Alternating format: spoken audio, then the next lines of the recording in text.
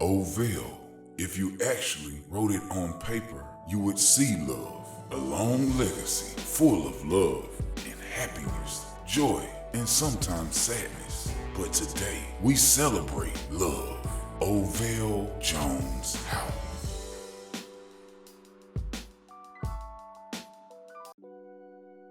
First of all, I'd like to start off by saying welcome to the family and thank you for allowing me the opportunity to be a part of such a beautiful celebration for Miss Ovell.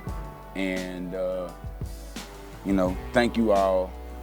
And I just had to do something different. The amazing life of Miss Ovell in 5, come on, 4, come on, 3, come on, y'all, 2, come on, 1.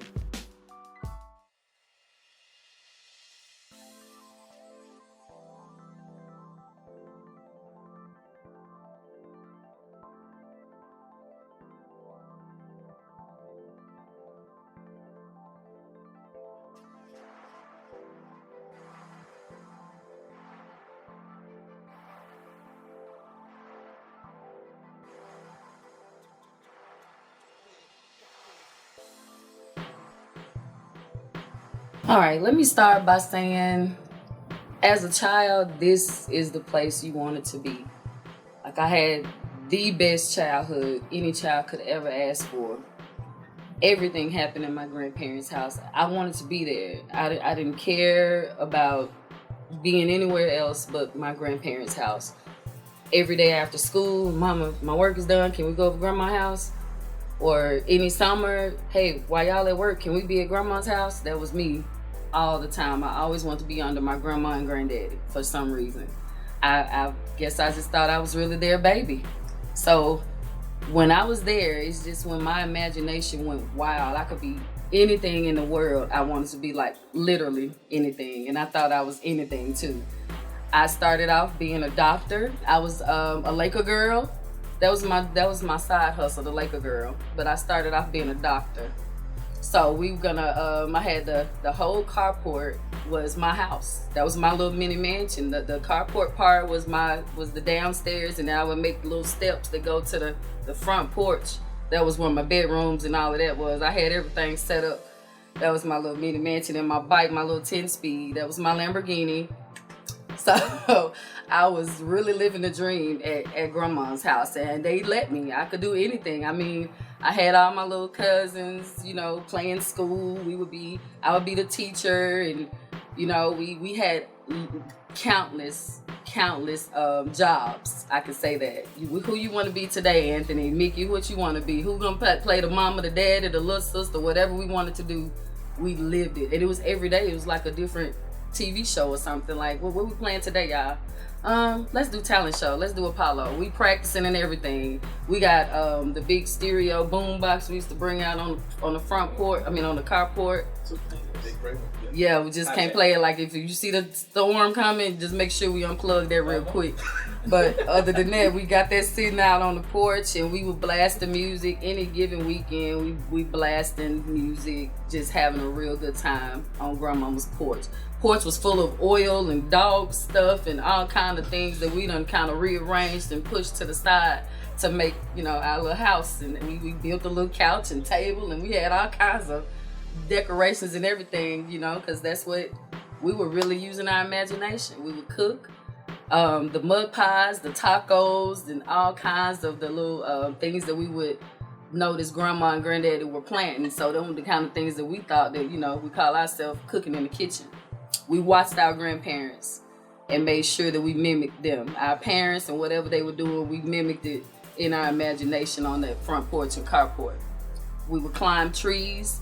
When I tell you, I can go from every memory that you think a little child is supposed to have, we did it at our grandparents' house. My 30 plus year friendship started at my grandparents' house. I met Treetop at the fence. The fence was up just as nice as it's supposed to be, but me and Trees kind of came together. Eventually, next thing you know, the fence just started gradually getting down to the ground. until we eventually were able to cross it. And then I would go to her house and she would come over to play with me. But we would call each other, either talk on the bus, getting on our way home from school, and say, you ask your mom if you can come to the fence, and I'm gonna ask mine. And then that's how we would kind of meet. We had to be like 7 years old when it started, until, like I said, eventually having a 30+ year friendship. I remember playing basketball. It was like a wooden backboard. It was kind of just like a board. Like some extra access board that granddaddy had or something, and he just, bam, there goes your backboard. And then the rim was made, I think it was an old tire rim. It had to be some kind of metal rim that wasn't quite round, but we would get the ball in some kind of way, playing horse or 21 or whatever game that we want to shoot till you miss. Just something to do. We always had something to do. The yard was full of something to do. We had memories of this gigantic garden. I never seen a garden as big as our grandparents' garden. We had everything in that garden. I would follow grandma. I hated picking them, but I would still follow her to go see what was in the garden and see how beautifully it bloomed. I hate picking the peas. I still did not like doing the snapping peas and all of that stuff, but it did bring about some kind of, I don't know, it just brought humbleness to you to be able to do those things with your grandparents. And the hogs getting out, escaping from the doggone barn, that wasn't pretty, but here go me acting like I was chasing the pigs, knowing if they turned the other way, I was gonna run the other way too. But yep, granddaddy, I'm gonna get them. That was me running after the doggone pigs down the road. Oh, they gone. I couldn't find them, granddaddy. They gone. Knowing I wasn't trying to touch no pig. Everything you eat or don't eat, put it in a slop bucket, and I gotta carry. See, I'm the oldest, so I gotta carry it to the doggone pigs so they can have something to eat. And so they can get big and round, and then we have something to eat around Christmas time and Thanksgiving. That's the chitlins, and later on I found that out. Let's see what else we got. Other memories included just family coming in town. I couldn't wait for our family from out of town coming, and we couldn't wait to play with them. And our family that had moved away to California or wherever, we couldn't wait for them to come in town to show them how country kids really knew how to do it. We thought that they were missing out. Like, man, down here was really where it is. I mean, anything from if we ran out of pancake mix, grandmama was making some kind of whole cakes, I think she called them. And we had everything. I mean, it was pretty much like if we didn't have bread, grandma would make this flour or meal. I think it was made with meal, but it was on top of the stove cornbread. You add a little syrup, it's pancakes, all that kind of stuff. All of the homemade cookies and the cakes and things like that from scratch, I really miss. I don't think I've had a homemade, like straight from scratch cake since then. I can remember a van sitting right in the front of the yard, and one time, I was pretty hard hit. I used to throw rocks from across the front yard over across the Mr. Huck's yard. That's when they had a lot of trees, before you can really see the house. And we would go out there in the fall time, especially on the backside of the house. We would build these large piles of leaves. We would jump in them, and then we would fix them up again.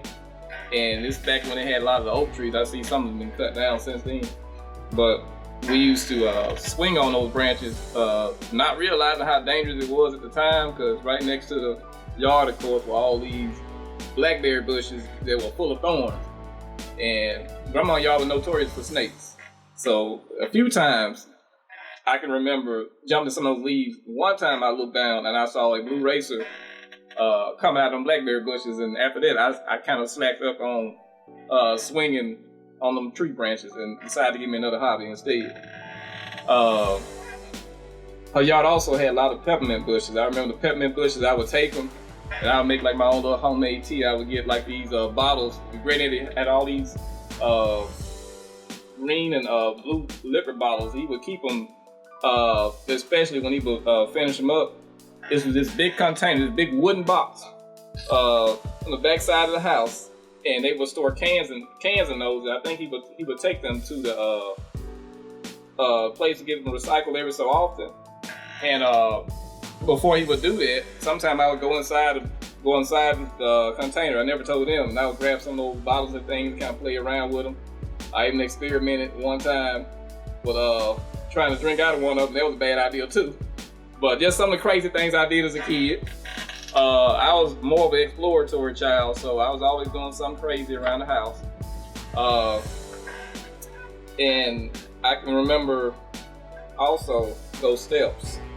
One time, me and my Aunt Sandy, there was a couple of other, we were sitting out there in front of those steps one day, and this is getting back to the snakes again. This long snake, I swear, if I stretch my arms both lengths, that snake was every bit that long. And Cindy jumped like she saw a ghost. And next thing I know, she got the garden hose. She started running after it, and she literally broke the garden hose trying to get that snake, which she never did get. It got away, unfortunately. But there were more to come after that because we saw more snakes beyond that. Grandma's house was the best place, the most important place you wanted to be as a kid, as far as I was concerned. I would rather be at grandma's house than my own house because all my cousins were there. All the girls were there because I was the only girl, so it was just like I was going to be with my sisters. Grandma's house was talent show, Apollo. We played church on the stairs. We didn't let them know, but we played church on the stairs. Most of the time I was the choir director because I felt like I knew how to control things for the most part. And met them most today from it. So, yeah, we did everything on those stairs. We had Barbie dolls all in the yard. We would call it going out of town. When they left from the inside the house to the outside, it was just like we were going to Atlanta or Chicago because those were the only places that we ever really heard of as a kid that were important. Walking around the yard, we used to try to find pine cones, find somebody to spray paint and paint the pine cones behind our grandma and granddad back, and later on show them to them and tell them how pretty they are. Well, how you get the paint? We just saw it and we used it, and we probably have to go pick a switch later on the side of the house and bring it back to them so they could do what they got to do. And on this other side of the house, it was air conditioning. And we used that air conditioner like it was a tornado. So we would take our dolls outside and put the dolls on top of the fan and make it seem like their hair was blowing all over the place. There was a storm. We might throw a little water over it. And so if y'all was wondering how the air conditioner ever got messed up, that was the reason why. Because we did a lot of things to that York unit outside. Back in the backyard, there was an old boat. And me and Kristen used to play in that boat. And we thought it was frog snakes in it, when really it was tadpoles. But we used to call them frog snakes. and we would go out there and throw our dolls in it and make it seem like it was dinosaurs trying to eat them. And it was great kids. We used to pick the honeysuckles, and they were never really good, but we licked them anyways. We did that, and there was a barn in the backyard that used to creep us out, but we used to still go close to it anyways, which was right in front of a cemetery that our parents told us all these creepy stories about and traumatized us for life. But, we still getting over that. Thanks, mamas. And there was also a field on the side of the house that eventually Granddaddy put a big garden back there, and we were always told to stay out of it. We didn't because it was our shortcut to Miss Black's store, so we couldn't stay out of it. That was the way to the store, and that's where we used to go and get our $2.13 pieces, which were the best. Rest in peace, Mr. Miss Black. And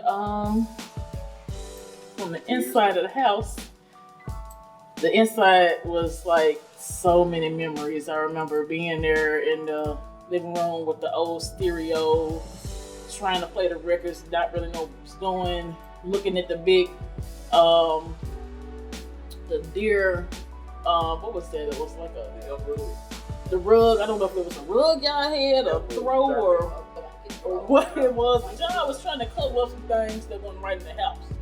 So you put the big thing up there, and you would, I don't know how in the world, it used to move and we just knew that the walls were talking. As a kid, we knew the walls were talking, and me and Kristen was scared of freaking everything. So we would be terrified. Oh my God, the walls are moving! But yeah, that was one of the creepiest spot in the house, and I will never forget when it stormed one time, and the attic door blew open, and we swore we saw the outside. We swore we saw the sky. I don't know. To this day, I know I saw the sky, but I would think the attic is the inside of the roof. But I know we saw the outside. And Kristen, I know you remember you saw the outside too. So, I mean, it was just so many good memories. So many good greens made in the front yard. So many good mud pies made right there on those steps. And overall, I just really, really loved that house. We had our good times, our bad times, you know, our happy days, sad days, but overall, everything it's so much love. Just looking at that house and walking up that driveway, walking by the fence, playing with our friends. It was just a lot of love there, and I'm gonna really miss that place, and I'll never ever forget about it. So, with that being said, you know, y'all, we're gonna always have those good memories. All right, love y'all.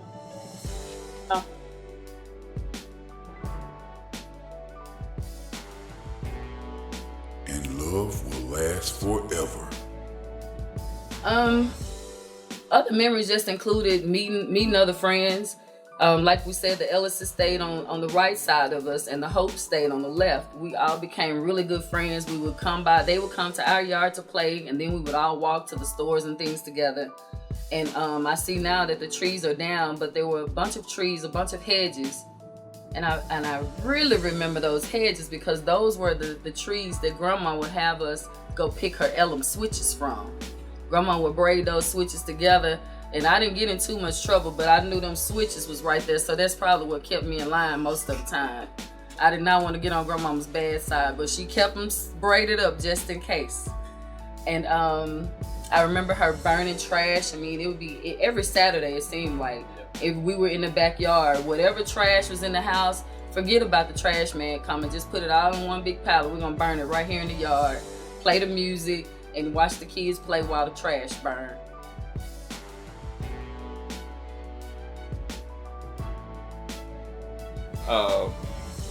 Also, I can recall one time, it was 1 year, I'm looking at the driveway now. This was during mating season, still talking about the snakes. And they were like, I know, every bit 20 snakes crossed that driveway that day. It was a hot summer. Well, it was not summer yet, but it felt like summer. It was getting there. The humidity was real high. And I can recall it was me, Grandma Ovell, and a few of my first cousins. We were just like on the carport, like at a safe distance. And all of these black snakes. I mean, I don't know if they were behind the female snake or whatever, but I counted like 20. I know it was like at least 20 snakes. And they were going across these rocks, because you know at the time there was a lot of gravel. I still see there's a lot of gravel there now, but there were a ton of snakes crossing that driveway that day. And I know it lasted for at least 15 minutes. So my numbers may be off a little bit, but there were a lot of snakes in that yard. So I don't know if the current owner is dealing with those snakes or not. But when I was there, I killed a few myself. You know, the carport was notorious for fashion shows. We did a few runways there. We used to push around the Tonka trucks on the carport, played Spider-Man in the breezeway. Those were the fun times. There were also that little metal opening right there. I would sometimes hide things down in it that nobody knew about, but that's another story. I'm going to continue onto the backyard where the strawberry patch was. I would go out there and I would collect all these strawberries, and I would bring them in the house, you know, for Grandma. And Renette, you know, he didn't too much care about them. You know, Grandma, you know, everything we showed her, she liked it. You know, she didn't care. But every now and then I would find an occasional red-headed longleg on the strawberry that I pick up, and that one, of course, I didn't want it.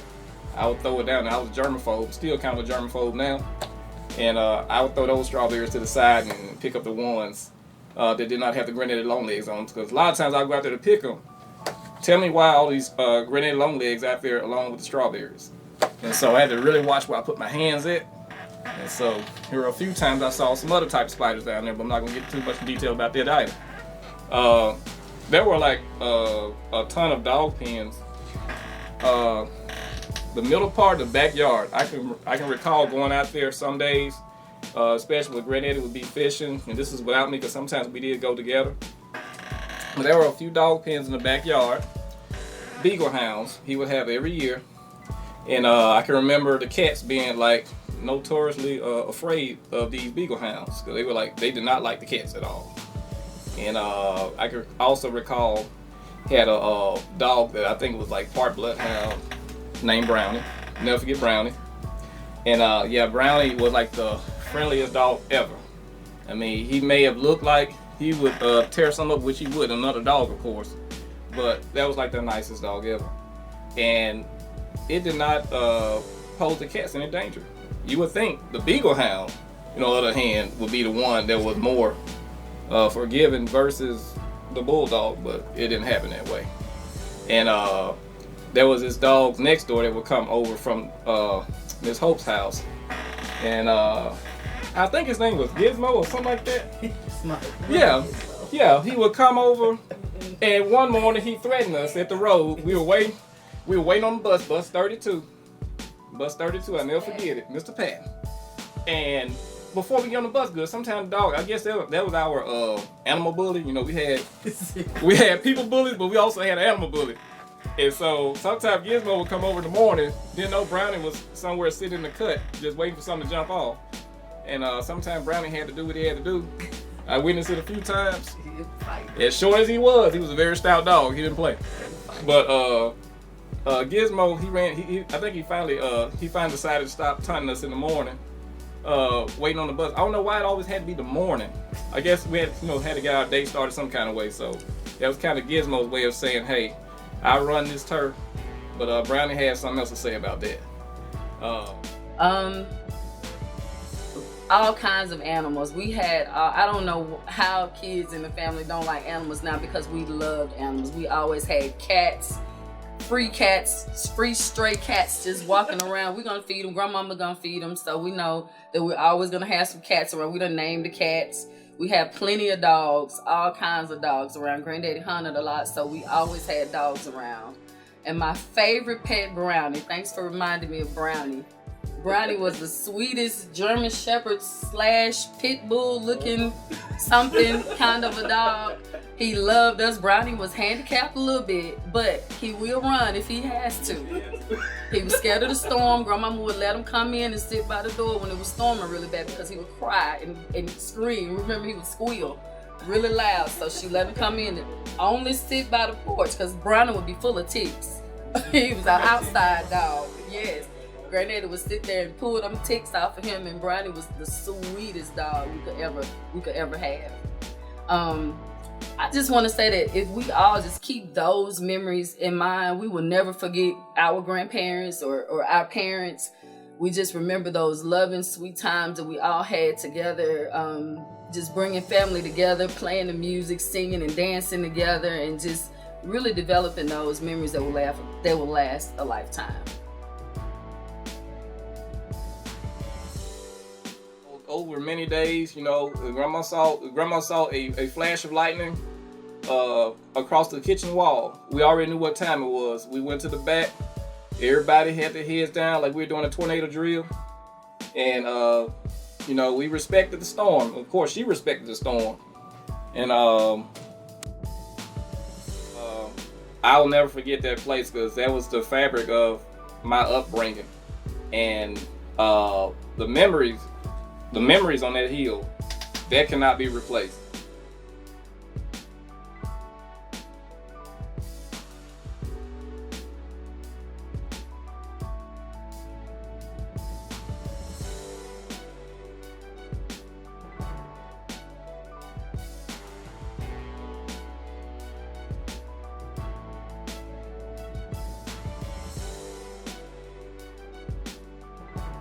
Ovell, if you actually wrote it on paper, you would see love A long legacy full of love and happiness, joy, and sometimes sadness. But today, we celebrate love. Grandma loved Shady Grove. Shady Grove was her home church. This church meant everything to her. Her parents went there. They introduced her to Shady Grove, and she actually got baptized at Shady Grove, became a member, long-time member. She cherished that church. She will never miss a family and friends day. If she was well enough to go, she was in there, and we were in there too. So, lots of good times, good memories in the church. And later on, she found St. Paul. St. Paul was like her second home church. She loved that church. She loved Reverend Cheers. He meant a lot to her. And from there, her kids and her grandkids grew in that church.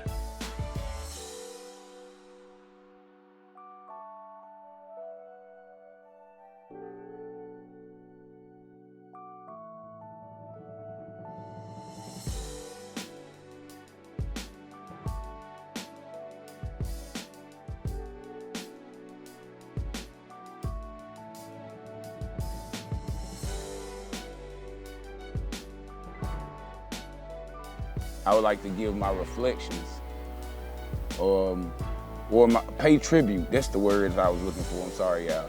I would like to pay tribute to Miss Ovell, and I just want to speak a little bit about when I came into this family.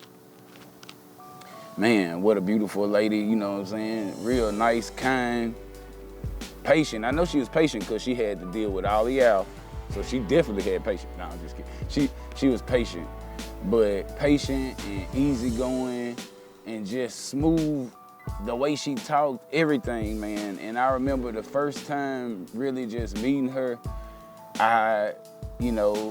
Mickey, as y'all call my wife, Alexis, my wife, brought me around, and I remember meeting her, and she told her my name and everything, introduced me, and she just said, well, hey, Terrell, nice to meet you. Real soft-spoken, and I was like, instantly, I had that warm feeling. Like, she gave me that warm feeling, and I felt like I knew then, I already knew that God gave me an angel, but I had two angels right then. And we had some things in common. You know, she found out that I cooked, and banana pudding was her favorite. I make good banana pudding, so man, once she got some of that banana pudding, it was like, ooh, Terrell, you gonna have to make me these all the time. I said, I got you. I surely will. And, it was plenty of times being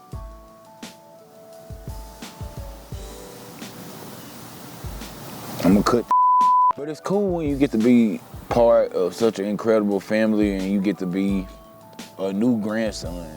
You got a new grandmother, you got new cousins.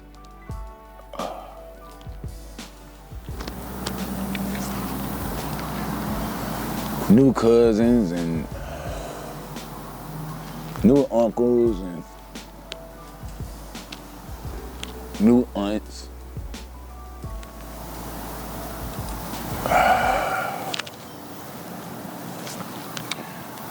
But the good thing is, God always look out for us and send us an angel and put somebody in our life. And when he put somebody like Miss Ovell in your life, man, you get a great angel. And I just want to say this to you all. 1 Corinthians 13, 1 through 13. It's just still a great scripture that just keep popping up. And in the end, the last thing standing will be love. She loved each and every one of y'all and me. So we know that we gotta cherish every moment you know, in love. And remember this, y'all. Every time you feel down or out, remember, she lives in you. Everybody have that same blood. All y'all got the same blood.